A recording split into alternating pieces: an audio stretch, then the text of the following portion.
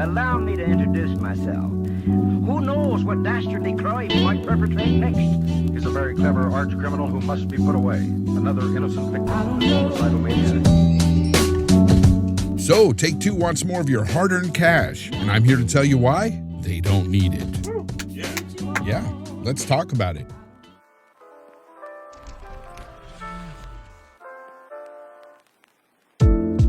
What is up, good people? Welcome back to the channel. I hope all of you have been doing well. Me? I'm fine. Thanks for asking. I didn't hear anyone ask. Oh, shut up, Dave. So I'm sure by now you've all heard or read some headline somewhere that Take-Two Interactive wants to charge you more for next-gen versions of NBA 2K1. Let's really think about this a moment.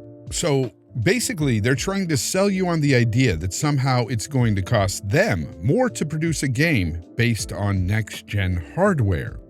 It just doesn't sound right with me. Think about it. To charge extra for something that is already inherent to PC gaming? I mean, these games are only made once and then scaled from there. And they're usually made for the lowest common denominator anyway and then scaled up.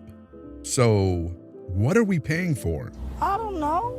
What you asking me for? I ain't got nothing to do with this. This just ain't right. So they want $69.99 for NBA 2K1. And this sets a dangerous precedence, folks, because this could influence other companies to start charging an extra $10 for their games. And for what? Extra graphics and performance? Something that is completely scalable right now? So Take-Two are essentially trying to nickel and dime us again in the name of next generation hardware and improvements. And this is all scalable right now. This is ridiculous. And the amount of people I'm seeing on Twitter, on social media, defend this, it's just crazy talk.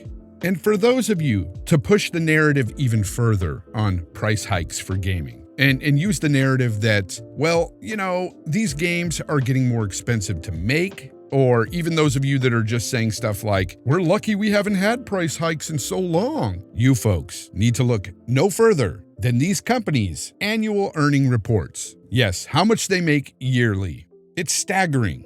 We're talking billions, people. Billions. And look, let's talk about games being so expensive to make nowadays. Let's take Red Dead Redemption 2, which is arguably one of the most expensive, if not the most expensive game, at $625 million in the course of 7 years production time. That's how much they spent total. In 7 years' time, they spent $625 million. That's a huge bitch. Well, it's not a big bitch, but it is a lot of money. That money, all of that $625 million they spent in that production time for 7 years, was recouped in 3 days' time. Yes, within 3 days, folks, they scored their $725 million profit on that game. 3 days, folks. 7 years, 625 million. 3 days, 725 million. You do the math. But we're not done. Let's take that 7 years. 7 years production time. Just think about all the money they made in 7 years. Take-Two Interactive, folks, within 1 year, made over $3 billion. That's right, in this last fiscal year, 2019, from April to March of 2020, they made over $3 billion. That's billion with a B.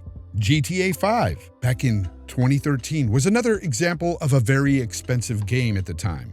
Still is today, at $265 million to produce. That game made over $1 billion in 1 year's time. $1 billion on its own in 1 year's time. And today, that game has made almost $7 billion on its own, which, by the way, GTA 5 is being repackaged and sold yet again to you, a third generation.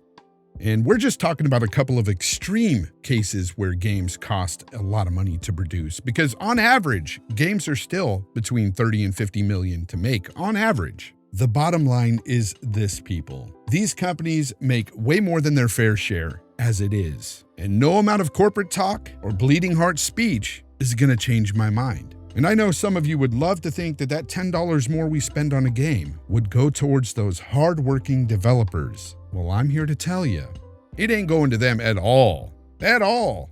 We would be doing nothing more but line the fat pockets, the already fat pockets of those CEOs and high-up executives to those companies. That's it. The landscape in the gaming industry since the last price hike has completely changed. We have games riddled with microtransactions. We have fractured games, as I like to call them. And these are games, of course, that are basically split apart for DLC profits. You know the ones. We've all played those games that felt like, hey, why does this DLC feel like it should have been in the game? It's probably because it once was, and some genius executive thought, how could we make more money? Oh yeah, take this part out or do something to your game developer so we could sell it off later. This kind of stuff happens.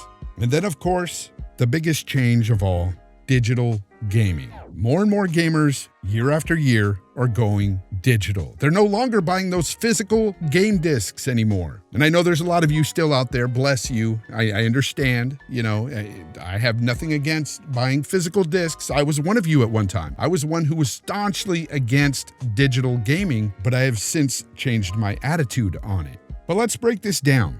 So a digital game does indeed need virtual space on servers for it to be downloaded. So this typically is a flat rate of 30%. 30% of that $60 price tag. Keep that in mind. And while this may sound like a lot, physical discs take more of the cut. Costs of goods sold. This would be things like production, packaging, distribution, etc. This takes around 20% of the cut by itself. Now, you've got retail space.